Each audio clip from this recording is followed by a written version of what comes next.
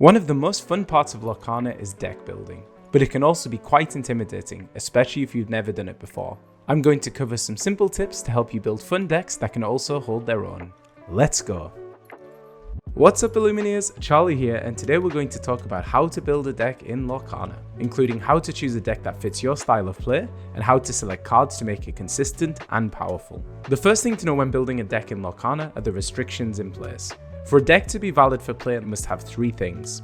First, 60 cards minimum. You can have more, but I'll talk later about why that might not be the best idea. No more than 2 ink colors, no more than 4 of each card type.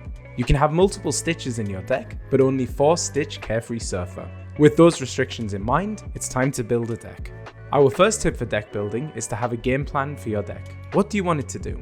Do you want to quest and gain lore as fast as you can? Do you want to remove everything your opponent puts on the board until you have an advantage? Do you want to build up an almighty combo that wins the game in a single turn? These are just some examples of playstyles in Lorcana. Usually they are built around a win condition, the thing that's going to get you to 20 lore before your opponent. And the style of game you want to play will dictate the kind of deck you choose, as well as the type of cards you want to include in it. It will also dictate to an extent which ink colors you should choose. Remember, you can only use up to 2 ink colors in your deck. Let's quickly cover the different ink colors and what they're good at. Amber specializes in supporting your characters through healing effects, as well as bodyguarding them from damage. It's also a color that has some powerful singers, able to sing songs sooner than you would normally. Amber is less focused on controlling your opponent and more about helping you close the game. Amethyst excels at giving you cards. One of the best ways to gain an advantage in Lorcana is having lots of cards in your hand to give you more options when you play. Amethyst also has access to some control elements through rush characters like Madam Mim Fox. Emerald is a flexible ink color, combining characters with high questing potential along with effects to slow your opponent down. Things such as preventing your opponent from questing, returning their characters to their hand, and even forcing them to discard cards are all part of Emerald's strategy. Ruby is largely centered on controlling your opponent's board through focused removal. This is achieved by including characters who might not quest for much, or even at all, but who more than make up for it in strength. Ruby also has some incredibly powerful songs to further control your opponent. Sapphire is a slower ink color, focused on building or ramping ink as quickly as possible in order to gain an advantage. Because of this, Sapphire tends to play a bit slower, instead building toward overwhelming your opponent with cards they simply don't have enough ink to answer. Finally, Steel is another control-focused color. Compared to Ruby, Steel effects tend to target multiple characters at once, sacrificing some of the damage. Steel also has more tools to deal with removing items and locations, as well as ways to draw cards and filter through your deck for the ones you need.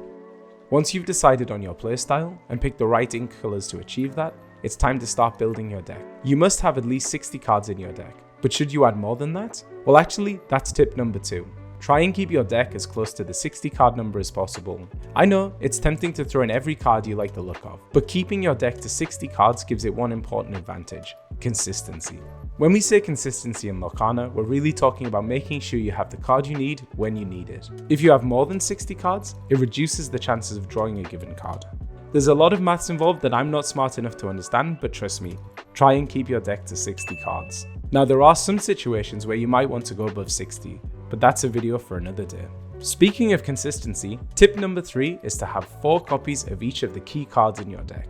Having 4 of each card helps increase the likelihood of drawing it when you need it. As an example, if you have a 60 card deck with 4 of each card in it, you have a 1 in 15 chance of drawing that card. If you only have 2 of each card, those odds are decreased to 1 in 30.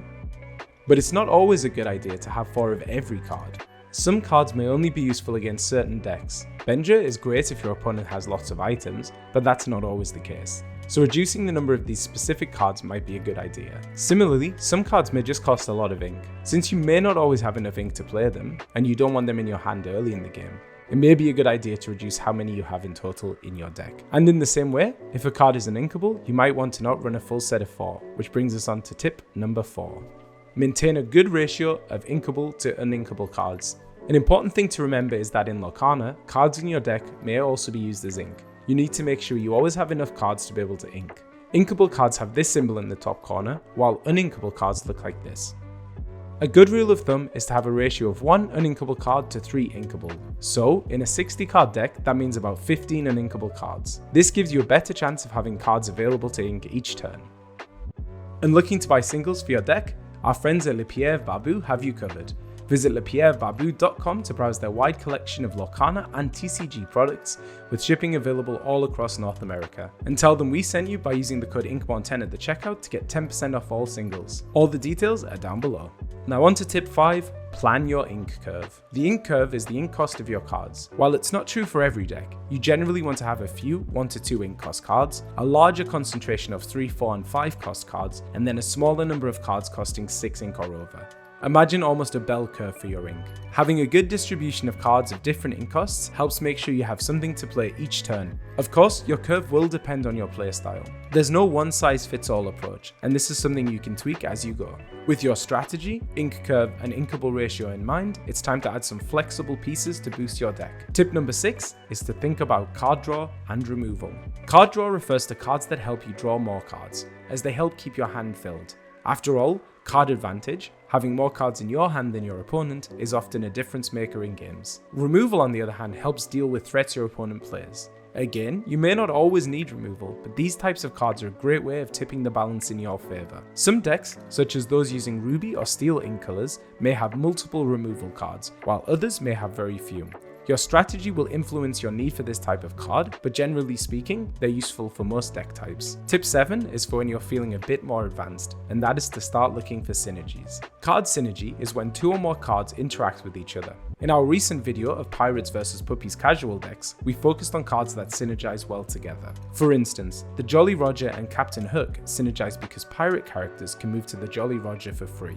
Captain Hook's Rapier also synergizes with Captain Hook, buffing his strength but also giving a card when he banishes a character. These types of synergies unlock ways to play your deck other than just dropping one card after another. Instead, you can set up strategies that help you toward finishing the game. Our final tip is something that's often neglected, but that is to test your deck and adjust as needed. No one nails a deck the first time they try, and it's easy to get discouraged. But use it as a learning experience to see how you can make your deck better. Find yourself always out of cards? Try adding some more card draw. Struggling to play anything on turn 1? Add more 1-cost characters. Struggling to deal with certain threats? Maybe you need some removal. Making adjustments to your deck will help you understand it better, as well as setting you up for future games with a better knowledge of how to play it. So in conclusion, our 8 tips for building your first deck in Lorcana, or even improving an existing one. Pick your playstyle, stick to 60 cards, include 4 copies of all of your key cards, have a good inkable ratio, plan your ink curve, consider adding card draw and removal options, look for synergies, and finally, test and adjust. I hope this video was helpful, and if you have any questions, drop them down in the comments and we'll be happy to answer. Until then, have fun building some decks and happy questing.